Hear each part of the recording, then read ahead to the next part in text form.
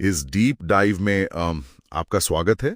आज का हमारा मिशन एक विस्तृत जियोपॉलिटिकल रिपोर्ट का विश्लेषण करना है। ये रिपोर्ट ईरान, इजराइल और संयुक्त राज्य अमेरिका के बीच 2023 से मार्च 2026 तक चले त्रिकोणीय संघर्ष पर प्रकाश डालती है। बिल्कुल। और ये बताती है कि कैसे ये सब एक पूर्ण युद्ध की विभीषिका में बदल गया। हाँ, अब आगे बढ़ने से पहले एक निष्पक्षता की घोषणा करना बहुत जरूरी है। इन स्रोतों में काफी राजनीतिक रूप से संवेदनशील और संघर्ष से जुड़ी जानकारी है। तो यह स्पष्ट किया जाता है कि हम किसी भी वामपंथी या दक्षिणपंथी विचारधारा या पक्ष का समर्थन नहीं कर रहे हैं। हमारा उद्देश्य पूरी तरह से निष्पक्ष रहना है और केवल मूल स्रोत सामग्री में दी गई घटनाओं को रिपोर्ट करना है। बिल्कुल। तो ठीक है, आइए इसे समझते हैं।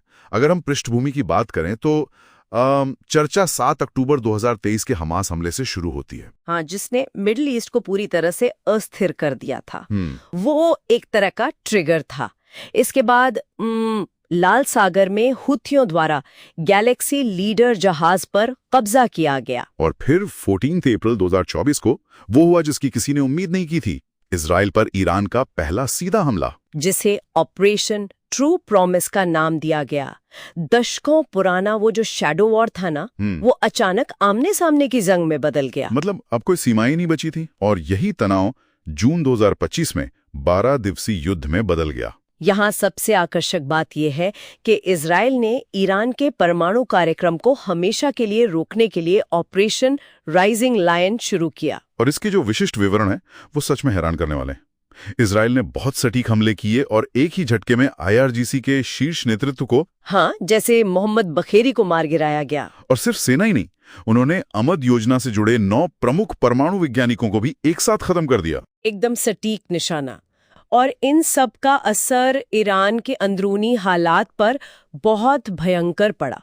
2025 के अंत में ईरान में भयंकर विरोध प्रदर्शन हुए, जिन्हें बहुत बुरी तरह कुचला गया। बिल्कुल। रिपोर्ट के मुताबिक इन प्रदर्शनों को कुचलने में 3000 से 7000 नागरिक मारे गए। यहाँ बात सच में बहुत दिलचस्प हो जाती है, क्योंकि ये जो पतन की शुरुआत थी, ये 28 फरवरी 2026 को अपने चरम पर पहुंच गई, जब अमेरिका और इजराइल ने मिलकर ऑपरेशन एपिक फ्यूरी लॉन्च किया, सीधा शासन परिवर्तन के लिए। हाँ, और जिसके परिणाम स्वरूप अयातुल्ला अली खामेनेई की मृत्यु हो गई। ये बहुत बड़ी घटना थी।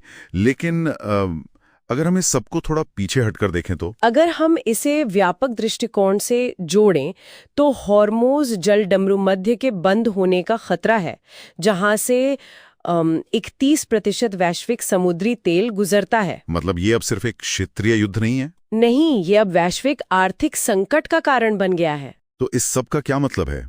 इसका सीधा अर्थ है कि मध्य पूर्व की दशकों पुरानी शैडो वॉर की रणनीति अब सीधे राष्ट्रों के अस्तित्व की लड़ाई में बदल गई है। और ये जानकारी इसलिए बहुत महत्वपूर्ण है क्योंकि ये वैश्विक आपूर्ति श्रृंखलाओं, तेल की कीमतों और भविष्य की अंतर्राष्ट्रीय सुरक्षा वास्तुकला को सीधे तौर पर प्रभावित करती है। बिल्कुल।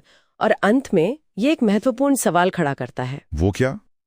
अयातुल्ला खामेनेई की मृत्यु और शीर्ष नेतृत्व के खात्मे के बाद ईरान में सत्ता का एक बड़ा शून्य पैदा हो गया है। तो आगे क्या होगा? हाँ, क्या ईरान एक लोकतांत्रिक राष्ट्र बनेगा, या ये सैन्य नियंत्रित और अनियंत्रित आईआरजीस्तान में बदल जाएगा, जिसके पास संभावित रूप से खतरनाक परमाणु सामग्री बची हो सकती है? ये भविष्य में स्वतंत्र रूप से विचार करने के लिए एक गंभीर बिंदु है।